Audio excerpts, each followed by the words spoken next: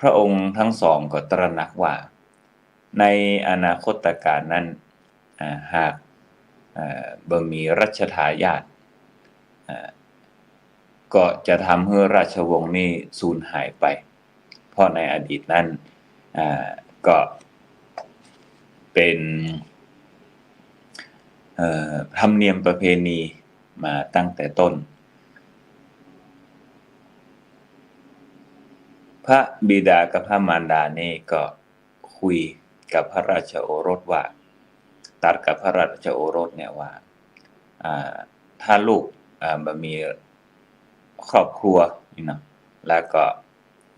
มีรัชทายาทเนี่ยต่อไปนี่ราชวงศ์เฮาก็อาจจะสูญสิ้นไปได้ซึ่ง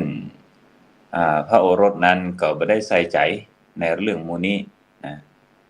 แต่สนใจในเรื่องการงานอย่างเดียวไม่สนใจในเรื่องที่จะมีครอบครัวพระโอรสกับพระขออภัยพระบิดากับพระมารดาเนี่ยก็พูดย้ำๆอย่างเงี้ยแต่พระโอรสก็เฉยวันหนึ่งพระโอรสก็คงจะรำคาญเนาะรำคาญก็เลยทูลตอบไปว่าก็ได้ถ้าจะให้มีครอบครัวนั้นแต่ว่าคนที่จะมาเป็นพระราชเทวีนะก็คือมาเป็นภรรยานั้นจะต้องมีคุณสมบัติดังข้าพเจ้าได้กำหนดแน่พระโอรสก็ทูลพระบิดาพระมารดาไปอย่างนั้นพระบิดากับพระมารดาพอได้ยินอย่างนั้นเนี่ยดีใจท่านดีใจว่าพระโอรสนั้นจะมีรัชทายาทเพื่อสืบสันตติวงศ์ต่อไปก็เลยถามพระราชโอรสว่าคนที่ลูกว่าน่าจะมาเป็นสะใภ้ของแม่เนี่ยจะอู้ภาษาราชาศัพท์นี่บ่ค่อยคล่องแต่จะมาเป็นสะใภ้เนี่ยจะเอาคนอย่างใดพระโอรสก็บอกว่าขอเลือกคนฉลาดจากนั้นก็มีประกาศของสำนักพระราชวังไปว่าผู้หญิงคนใดก็ตามที่ยังเป็นโสดอยู่แล้วอยากจะมาเป็นพระชายาของพระโอรสเนี่ยก็ให้มาสมัครเนอะคุณสมบัติก็คือเป็นผู้เก่งนะเป็นผู้ฉลาดแล้วก็เป็นโสดอีกเป็นโสดและฉลาดหลายคนก็มาสมัครนั่นหลายคนก็มาสมัคร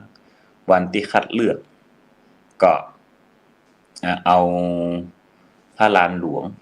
เป็นสถานที่คัดเลือกพระโอรสนั้นก็ตั้งกระจมไว้ว่าถ้าไผก็ตามที่จะเข้ามาเพื่อคัดเลือกนั้นจะต้องเข้ามาในกระโจมเพื่อตอบปัญหาของพระองค์เพื่อได้ถ้าได้นี่ก็จะรับทันทีเพื่อเป็นพระชายาแต่ว่าถ้าบ่ได้เนี่ยมีเงื่อนไขเนอะว่าจะต้องประหารในเรื่องพวกเราอย่างนั้นไม่ยิ่งหลายคนก็ไปเข้าแถวเพื่อจะเข้าไปตอบปัญหาใครเป็นลำดับแรกๆนี่ก็คงจะมีหวังญาติโยมพอเข้าไปเนี่ยคนแรกเข้าไปตอบปัญหาได้สักกรรมหนึ่งออกมาก็ถูกจับไปประหารคนที่สองเหมือนกันคนที่สามเหมือนกันคนที่เหลือหันอย่างอั้นก็เลยทอนตัวกันจากหลักหมื่นก็เหลือหลักร้อยพอตายไปแหมจากหลักร้อยก็เหลือหลักสิบตายไปได้6-7 คน6-7 คนปรากฏว่าคนถอนตัวเกือบหมดเหลือแม่ยิงอยู่2 คนด้วยกันแม่ยิงคนหนึ่งนั้นเป็นสาวเหมือนกันแต่อายุ60ละแม่ยิงคนอายุ18ทั้ง2 คนนี่ก็เข้าแถวก็ถามกันนะเนาะว่าโอ้เหลือกัน2 คนละบัดเดี๋ยวนี้คนอายุนักก็ถามว่าอีล่ามากลัวกะอีล่าก็บอกว่าเจ้าก็กลัวเหมือนกันนะแต่ว่าจะมาตอบปัญหาเนี่ยถ้าเจ้าตอบปัญหาได้เป็นชายาเจ้าก็คุ้มนะ เจ้าก็คุ้มนะเพราะว่าเจ้าจะต้องได้ของราชกับพระโอรสเนี่ยแฮมหลายปีแล้วป้าเราบ่กลัวกะก็ถามสาวบางคนที่อายุ60นั่นป้าก็บ่กลัวอีกแล้ว ป้าก็บ่กลัวเพราะหยังเพราะว่าป้าใช้ชีวิตมาคุ้มละ60ปีละถึงวันนี้ตอบปัญหาได้ก็ถือว่าโชคดีไปถ้าตอบปัญหาบ่ได้ก็เป็นหยังใช้ชีวิตมา60ปีละต่างคนต่างคิดในขณะที่เหลือ2คนนั้นเปิ้นก็ฮ้องไปว่าเนาะทหารเปิ้นก็ฮ้องว่าอ้าวเข้ามาไผจะเข้ามาตอบปัญหาคนต่อไปปรากฏว่าเหลือ2คนเนี่ยป้านี่ก็บอกให้ล่าเนี่ยไปว่าลาไปก่อนเถอะไปนะป้าขอดมยากันเตอะเนี่ยประมาณนี้แล้วอีล่าเข้าไปตอบปัญหาได้สักว่างปรากฏว่าตอบบ่ได้ถูกทหารลักออกมาไปประหารข้างๆนั่นเนาะอันนี้เรื่องเล่านะเรื่องเล่าในอดีตแล้วก็ป้านี่ก็เข้าตอบปัญหาคนสุดท้ายเท่ารถหันอย่างอันก็โอ้อายุปนักล่ะจะเข้ามายังนะเอาละป้านะเหลือคนสุดท้ายมันก็เอาตังค์ไปจะฮื้อตังค์100กหาปณะเอาก็100กหาปณะก็เอาดีเอานี่กหาตอบปัญหาดีกว่านะถ้าได้เป็นพระชายาของพระโอรสเนี่ยก็จะคุ้มกว่านี้พระโอรสก็ยื่นข้อเสนอให้ว่าเอาไปปันกหาปณะไปมันได้อยู่พอกินนะพอเลี้ยงชีวิตในสมัยก่อนกหาปณะก็ถ้าจะนักอยู่เนาะป้านี่ก็กึดบ่เอาเด้อเพิ่มเงินขึ้นไปเรื่อยๆเป็นหมื่นเป็นแสนป้านี่ก็บ่เลือกที่จะเอาตังค์แต่จะเลือกที่จะตอบปัญหาเพื่อจะได้สิทธิ์ในการเป็นพระชายาของพระโอรสพระโอรสก็บอกว่าถ้าตอบบ่ได้ตายเหมือนคนอื่นนะที่ตอบบ่ได้นะป้านี่ก็เลือกที่จะตอบปัญหาปัญหามีหยังทำไมคนอื่นถึงตอบบ่ได้และหลายคนถูกประหารไปตามเงื่อนไขที่พระโอรสเปิ้นตั้งไว้ปัญหามีอยู่ว่าข้อที่1ถามปัญหา1ข้อมี3ช้อยส์ข้อแรกถามว่าอะไรแน่นอนจวนจะแน่นอนและไม่แน่นอนอันยังแน่นอนจวนจะแน่นอนและไม่แน่นอนศรัทธาญาติโยมท่านผู้ฟังลองตอบในใจนะว่าอันหยังที่แน่นอนอันหยังที่จวนจะแน่นอนอันหยังที่บ่แน่นอนเฉลย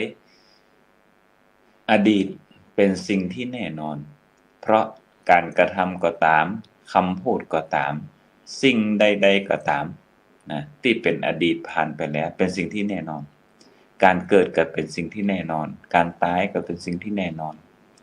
ทุกอย่างแน่นอนกำหนดไปแล้วไม่สามารถเปลี่ยนแปลงได้นี่คืออดีตอันยังจวนจะแน่นอนก็คือปัจจุบันเนี่ยจวนจะแน่นอนเพราะหยังเพราะใกล้จะเป็นอดีตแล้วอันยังที่บ่แน่นอน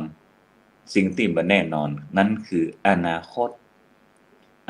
นั้นบ่แน่นอนเฮาจะตายที่ไหนตายเมื่อใดตายด้วยโรคอันหยังนี่บ่แน่นอนเพราะฉะนั้นคำว่าอดีตปัจจุบันและอนาคตที่โบราณอาจารย์นั้นเวลาสอนเนี่ยเพิ่นมีความใส่ใจว่าอดีตเป็นสิ่งที่แน่นอนปัจจุบันเป็นสิ่งที่จวนจะแน่นอนอนาคตเป็นสิ่งที่บ่แน่นอนเพราะอันหยังถึงใส่ใจสิ่งเหล่านี้ก็เพราะว่าเมื่อเฮาอยู่ในปัจจุบันเนี่ยเฮาต้องนึกอยู่เสมอว่าแห่งกรรมนึงมันเป็นอดีตเป็นสิ่งที่แน่นอนละถ้าเฮาทำคุณงามความดีไว้มันก็จะฝังอยู่หั่นน่ะเป็นคุณงามความดีสืบต่อไปเรื่อยๆดังนั้นให้มีสติตั้งใจว่าสิ่งไหนก็ตามที่เฮาทำไปแล้วเนี่ยมันจะเป็นสิ่งที่แน่นอนเหมือนเฮาทำความดีน้ำท่วมไป ช่วยคนที่เป็นอ่าประสบภัยนะพอผ่านไปแล้ว1 นาที1 วินาทีจิตที่เขาเป็นกุศลเนี่ยมันแน่นอนละมันสามารถเปลี่ยนแปลงได้ท่านนะมันสามารถเปลี่ยนแปลงได้เขาไปด่าไผก็แล้วแต่ไปทำร้ายไผก็แล้วแต่เขากินแหนงนะว่าโอ้มันน่าจะด่าเลยมันน่าจะทำร้ายเลยแต่มันก็เปลี่ยนแปลงไปได้แล้วเพราะมันเป็นอดีตดังนั้นปัจจุบันนั้นจึงมีคุณค่าเพราะมันจะได้จารึกเป็นอดีตแห่งกรรมหนึ่งนะถ้าเราอู้ดีก็ตามคิดดีก็ตามทำดีก็ตามเมื่อมันเป็นอดีตไปแล้วมันจะจารึกเป็นของที่แน่นอนสำหรับเรานะอนาคตเป็นสิ่งที่บ่แน่นอนเพราะอะไรอย่างก็เพราะว่าอนาคตนั้นมันบ่แน่เพิ่นบอกว่าน้ำจะท่วมแลบ่ท่วมแลปีนี้บ่ท่วมฮะเนี่ยเชียงใหม่บ่ท่วมปรากฏว่าน้ำท่วมมันบ่แน่สักอย่างในอนาคตเนี่ยนะเพราะมันยังมาบ่ถึงเตื้อโบราณอาจารย์จึงอาศัย3สิ่งเนี่ยว่าอดีตปัจจุบันอนาคตสอนลูกสอนหลานว่าปัจจุบันนั้นสำคัญนะให้มีสติอยู่กับตัวอยู่เสมอว่าถ้าเราจะคิดจะทำจะพูดอะไรอย่างก็แล้วแต่เมื่อมันผ่านไปแล้วมันเป็นอดีตมันเป็นสิ่งที่จารึกไว้แล้วนะบ่สามารถแก้ไขบ่สามารถปรับปรุงสิ่งที่เป็นอดีตได้สิ่งที่เราจะต้องแก้ไขก็คือตั้งใจให้ดีในปัจจุบันเนี่ยทำปัจจุบันนั้นให้ดีที่สุดเท่าที่จะทำได้ครูบาอาจารย์หลายท่านหลายวัดหลายวาที่สอนกรรมฐานก็เอาปัจจุบันขณะเป็นที่ตั้งญาติโยมหายใจเข้าพุทหายใจออกโทหรือว่าพ้องเนาะยุบเนาะตามแต่ท่านทั้งหลายจะกำหนดก็เอาปัจจุบันขณะเนี่ยเป็นที่ตั้งนะเป็นหลักก็กล้องมันสลับเนอะมันเอียงปัจจุบันนั้นเป็นสิ่งที่สำคัญอันนี้ก็เป็นกรรมฐานเช่นเดียวกันเพราะว่าเฮาท่านทั้งหลายนั้นที่เรียนเกี่ยวกับธรรมะเรียนเกี่ยวกับกรรมฐานปัจจุบันขณะเป็นสิ่งที่สำคัญคือกำหนดรู้ทุกขณะว่าลมหายใจเข้าออกเป็นอย่างใดและก็มีสติรู้อยู่เสมอว่าปัจจุบันนี้เฮาอยู่ที่ไหนเฮาเป็นไผเฮากำลังเนี่ยอิหยังอยู่อันนี้เป็นเรื่องที่สำคัญที่สุดนะปัจจุบันปัญหาข้อที่2ปัญหาข้อที่2เพิ่นถามว่าอะไรเอ่ยรักษาคนอะไรเอ่ยรักษาเทพนี่คำถามบ่ได้ง่ายนะคำถามพระโอรสนี่มันง่ายคำตอบอะไรเอ่ยรักษาคนรักษามนุษย์นั่นก็คือศีล5ศีลเนี่ยญาติโยมถ้าคนเฮาเกิดมาแล้วบ่มีศีลเลยเนี่ยเพิ่นบอกว่าบ่สามารถจะเกิดมาเป็นคนได้แหมเกิดเป็นคนแหมได้ยากถ้ามีศีลสักข้อเลยนี่นะบ่สามารถที่จะเกิดมาเป็นคนได้อาจจะต้องไปเกิดเป็นอย่างอื่นละศีลเนี่ยมันรักษาคนให้เป็นคนรักษาอย่างไรครับกองกับการมันกับคนเดียวอ่ะพระอาจารย์ก็บ่ฮู้เหมือนกันนะมันกับคนเดียวอย่างใดของมันเนี่ยครับดีละตะกี้มันกับคนเดียวพอดีกล้องมีปัญหาน้อยนึงมันกับคนเดียวก็ไม่ได้ไปแตะอย่างมันก็ไปถึงไหนล่ะไปถึงอะไรเอ่ยรักษามนุษย์หรือรักษาคนก็คือศีล5นี่แหละนะคนเฮาอยู่ด้วยกันหากมีศีลแล้วเนี่ยคนอยู่ใกล้เฮาก็มีความสุขนะเฮาก็มีความสุขเพราะเฮาเป็นคนมีศีลใจร่มเย็นคนอยู่ใกล้ก็มีความสุขตั้งแต่คนที่อยู่ในครอบครัว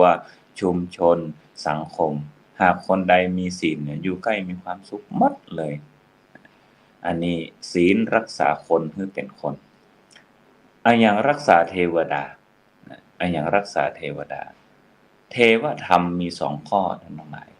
1หิริความละอายชั่ว2โอตตัปปะความกลัวบาปโอเป็นภาษาง่ายๆว่าละอายชั่วกลัวบาป คือเทวธรรมมี2ข้อนั่นก็คือหิริและโอตตัปปะหิริและโอตตัปปะนั้นเป็นธรรมรักษาเทวดาไว้รักษาอย่างใดอย่างหนึ่งหากเฮาท่านทั้งหลายนั้นมีความละอายชั่วกลัวบาปเฮาจะบ่ทำความชั่วทั้งในที่ลับและที่แจ้ง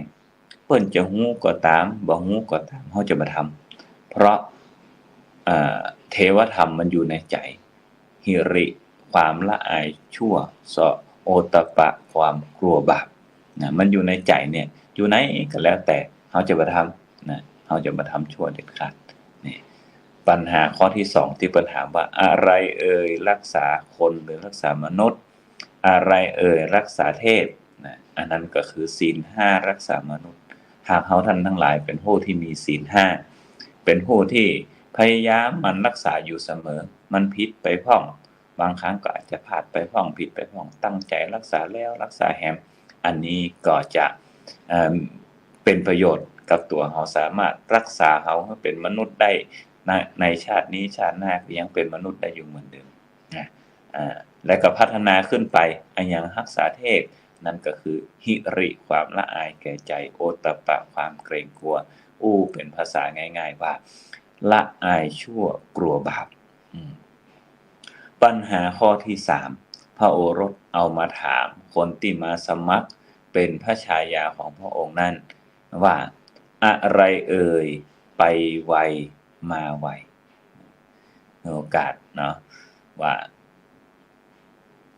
เฉลยอะไรเอ่ยไปไวมาไวอันนั้นก็คือจิตเฮาเนี่ยไปไวมาไวนะเฮาว่าการที่พระอาทิตย์เนี่ยห่างจากโลกเท่าใดเนี่ยเพิ่นวัดเป็นปีแสงวัดเป็นปีแสงเมื่อกว่าจะถึงนี่นะคันว่านับเป็นปีแสงนี่โวยหน่อยเพราะแสงเดินทางโวยเมื่อแสงเดินทางโวยเนี่ยอันอย่างที่โวยกว่าแสงพระพุทธเจ้าตรัสไว้ตั้งแต่ในอดีตว่าจิตนั้นโวยขนาดจิตของเฮาเนี่ยมันโวยที่สุดเพราะฉะนั้นท่านทั้งหลายจงรักษาจิตเฮาเนี่ยให้ดีเฮาโกรธก็ตามเฮาเกลียดก็ตามนะเฮาจิตเฮาดีมีความสุขก็ตามอันนี้เฮาต้องรักษาให้ดีเฮาต้องรักษาเพราะจิตนั้นมันโวยที่สุดมีหยังโวยเท่าจิตลองเปรียบเทียบเอาว่าแสงเนี่ยเฮานับเป็นปีแสงจากโลกไปจนถึงพระอาทิตย์แต่ว่าจิตของเฮานั้น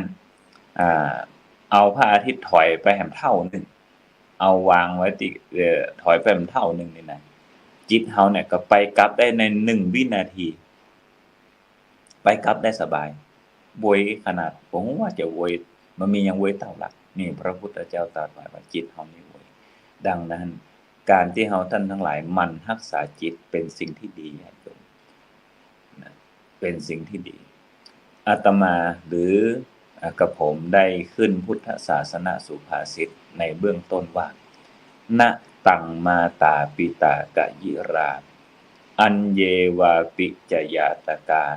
สัมมาปณิหิตังจิตตังไสยโสนังตโตกะเรนั้นแปลความง่ายๆว่ามารดาบิดาก็ทำให้บ่ได้เพื่อนสนิทมิตรสหายหรือญาติผู้เป็นที่รักก็ให้เฮาบ่ได้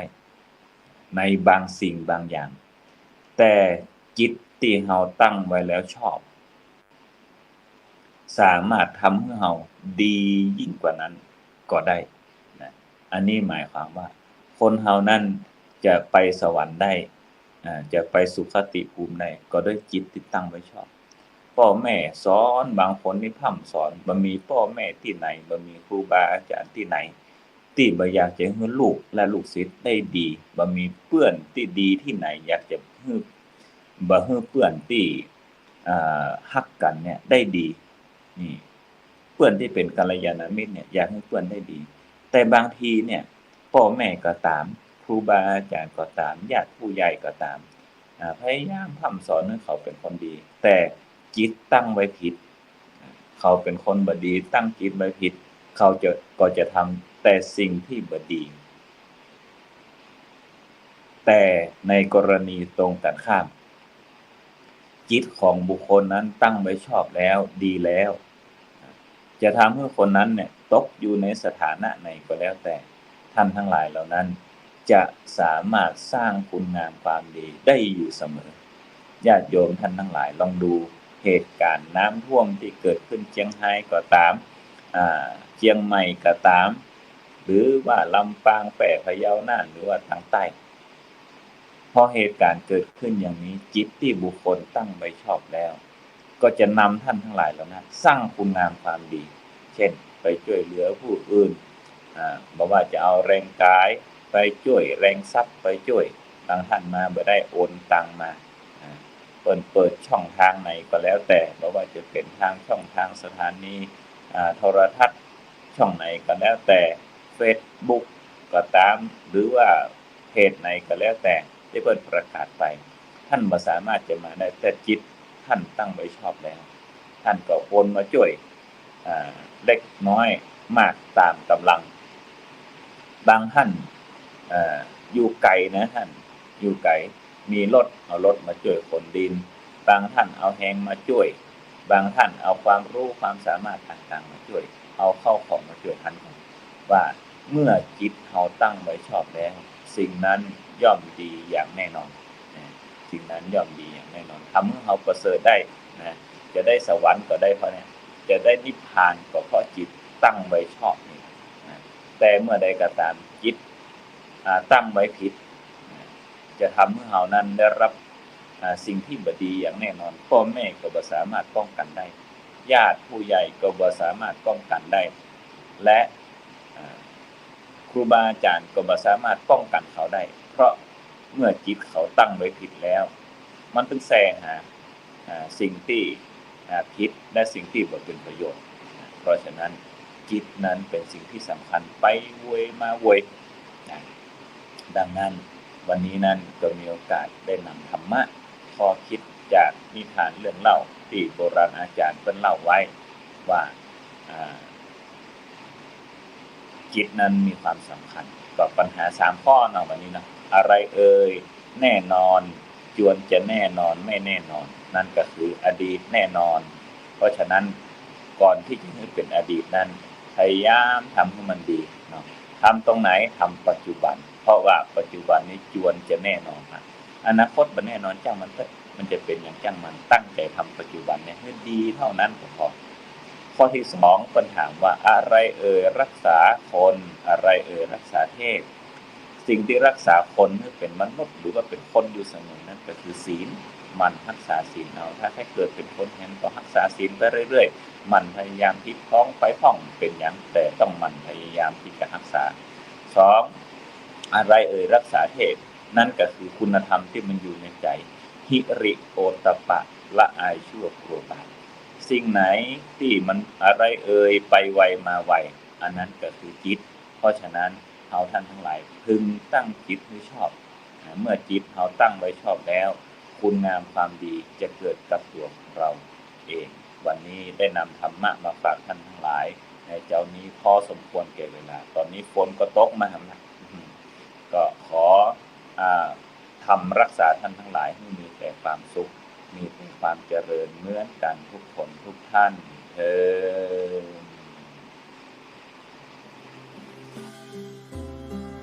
ญ